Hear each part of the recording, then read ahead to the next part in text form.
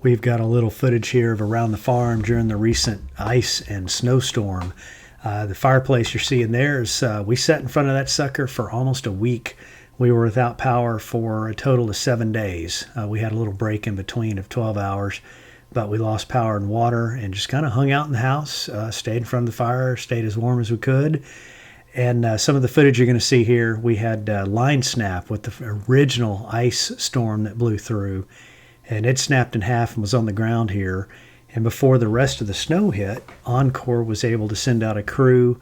They actually drove a tree trimming crew down from Dallas to trim up the trees, got the line restrung, and then, of course, the snow hit and we lost power for another few days.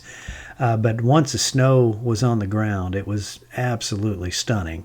And I'm guessing I'm probably not going to see anything like this again out here. It was just a once-in-a-lifetime event, or at least once in my lifetime so far.